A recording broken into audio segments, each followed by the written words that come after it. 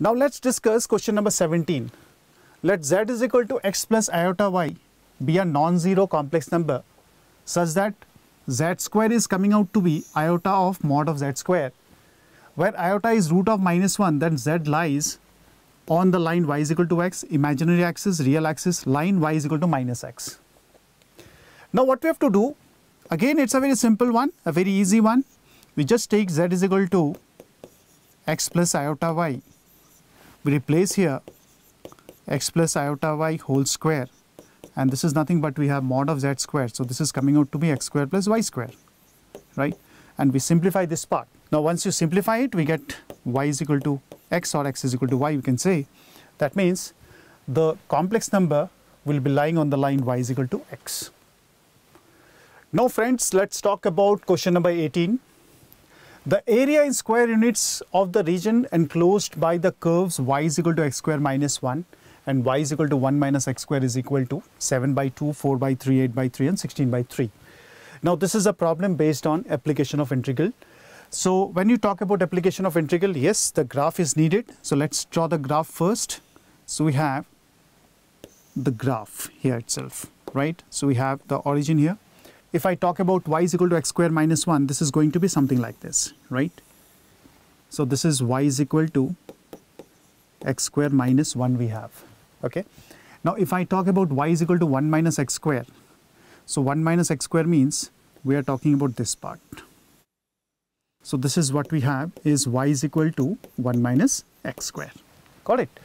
Now we need to find the area. So you can see here, all the 4 quadrants are covering the curve, right? So this is a very interesting thing.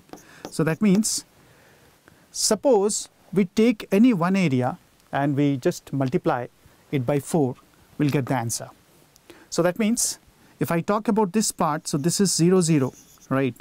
And this is going to be 1, 0. That means the required area will be, we have 4 times 0 to 1. And what is the curve we have? Y dx, which is coming out to be 1 minus x square. And this is dx we have. So once you solve it, we get the answer to be 8 by 3 here.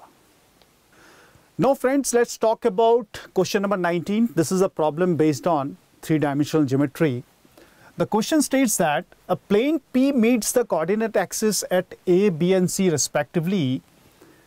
The centroid of the triangle ABC given to be 1, 1, 2. Then the equation of the line through this centroid and perpendicular to the plane. So very interesting one. So you have been given these 4 lines here. So you have to find one of those. So that means if I talk about the diagram here, this is going to be something like this, right? First of all, let's take this part. Axis let us draw. Fine. So once you have drawn the axis, so let's place the points here. So let me take these points to be, say, A, 0, 0. Here let me take it as, say, B, which is 0, B, 0, right? Then we have C here, which is 0, 0, C. Got it? Now let us join this. So this is going to be a plane we are talking about. Got it? Now, the centroid is there. So centroid is what? Centroid has been given as G, suppose. And this is nothing but we have 1, 1, 2. Got it? So if I talk about the centroid, so this 1, 1, 2 is nothing but we have 1 is equal to, because that is x1 plus x2 plus x3 divided by 3. So that means we have 1 is equal to A upon 3, right? Then we have B is equal to, again, if I talk about B upon 3 rather, this is going to be 1 again, right? Then we have C upon 3, this is going to be 2. What I have used, again let me tell you, I have used the centroid formula. That is nothing but we have x1 plus x2 plus x3 by 3, comma y1 plus y2 plus y3 by 3, comma z1 plus z2 plus z3 by 3. So that means we have A is equal to 3, we have B is equal to 3, and we have C is equal to 6. Now that means we can just get the intercept form of the plane now, which is nothing but we have x upon 3 then we have y upon 3, and this is z upon 6, which is equal to 1. So it can be written as 2x plus 2y plus z, and this is going to be 6 we have, right? So this is the plane we are talking about. Now, we have to find the line which passes through the centroid and perpendicular to the plane. So that means we'll take the direction ratios of the line to be the direction ratios of the normal to the plane.